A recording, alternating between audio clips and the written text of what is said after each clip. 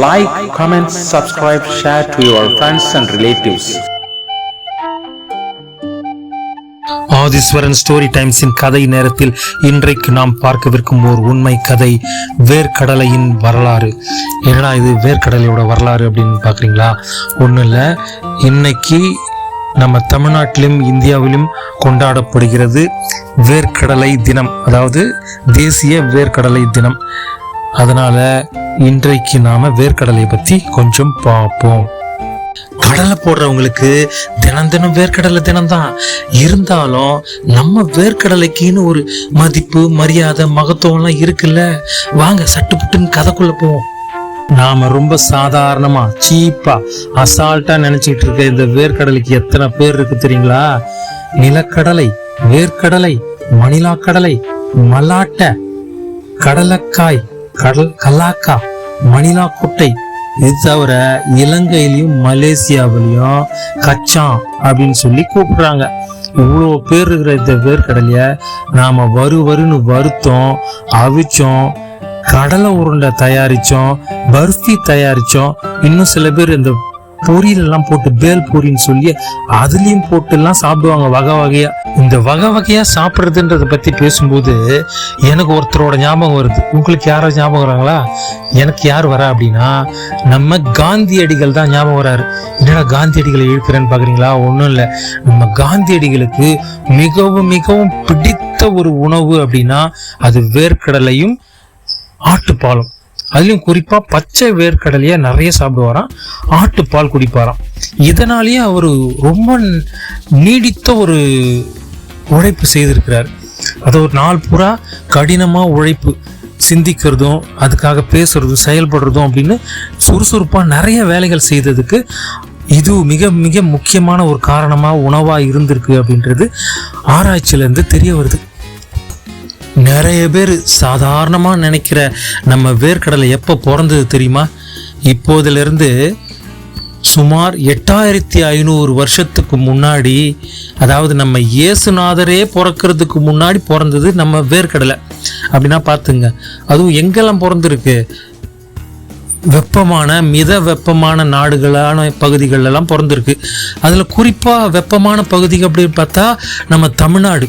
பயிரிடுறதுலையும் எல்லாத்துலேயும் தமிழ்நாடு இருக்குது. அப்போ நம்ம Tamil Nadu, Argentina, Africa, Paraguay, Brazil, Mexico, Asia கண்டம், பசிபிக் தீவுகள் அப்படின்னு பிறந்து வளர்ந்து நடு தென் அமெரிக்கா, சீனா, இந்தியா, நைஜீரியாவில் தான் மிக அதிகமாக உற்பத்தி ஆகிட்டு இருக்கு தான் நம்முடைய வேர்க்கடலை. சரி, இப்படியாப்பட்ட அருமையும் பெருமையும் பேரும் புகழும் கொண்ட நம்மளுடைய மல்லாக்கொட்டை தாங்கிட்ட இருந்து நமக்கு எவ்வளவு சத்துக்களை தருது தெரியுங்களா?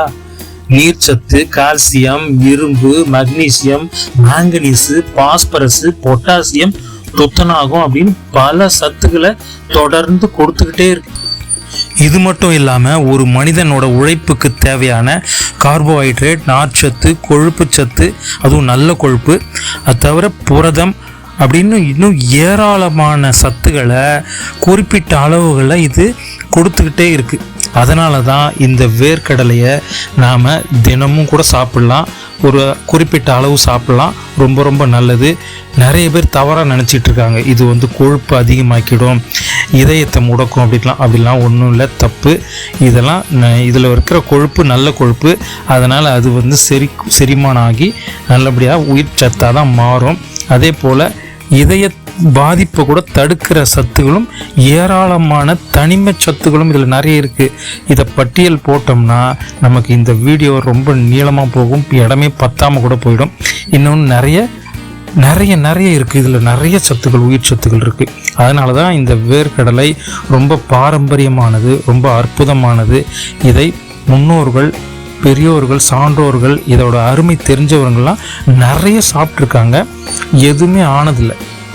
அதனால் நாம் நம்ம மண்ணில் விளையிறத, ரொம்ப பாரம்பரியமானதை ரொம்ப பக்குவமாக அளவாக சாப்பிட்டோம்னா அது நம்ம உடம்புக்கு நன்மை தான் செய்யும், நம்ம உழைப்புக்கும் நன்மையை செய்யும், நம்மளுடைய உயிர் வளர்ச்சிக்கும் ஆயுள் நீட்டிப்புக்கும் ரொம்ப ரொம்ப பயனுள்ளதாக மாறும். வேர்க்கடலையின் வரலாறு அப்படிங்கிற இந்த வீடியோவை நீங்கள் கண்டு ரசித்து சப்ஸ்கிரைப் பண்ணிவிட்டு உங்கள் நண்பர்களுக்கெல்லாம் ஷேர் பண்ணலாம் அப்படின்னு யோசிச்சுட்டு இருக்கிற இந்த நேரத்தில் நான் ஒரு 100 கிராம் வேர்க்கடலையை வாங்கி அழகாக சாப்பிட்டுட்டு இருப்பேன். இதுதான் என்னுடைய ஒரு மகிழ்ச்சி. இது போன்ற நிறைய பயனுள்ள வீடியோக்களை கதைகளாகவும் கவிதைகளாகவும் உங்களுக்கு தருவதற்கு நான் அணியமாக இருக்கிறேன். அதுக்கு முதற் காரணமாக நீங்கள் செய்ய வேண்டியது நம்ம வீடியோவை சப்ஸ்கிரைப் பண்ணுங்கள். அப்போ தான் நிறைய பேருக்கு நான் நிறைய விடயங்களை கதைகளாக சொல்ல முடியும். அதே போல் இது நிறைய நான் நல்ல வீடியோக்கள் தான் பண்ணணும்னு நினைக்கிறேன். அதனால் தொடர்ந்து உங்களுடைய ஆதரவு தேவை. இதுவரைக்கும் பார்த்துக்கிட்டு இருக்கிற இதுவரை ஆதரவு தந்த அனைவருக்கும் என்னுடைய நன்றிகள். ஆதீஸ்வரன் ஸ்டோரி டைம்ஸின் நன்றி, வணக்கம். மீண்டும் அடுத்த ஒரு கதையில் நாம் சந்திப்போம்.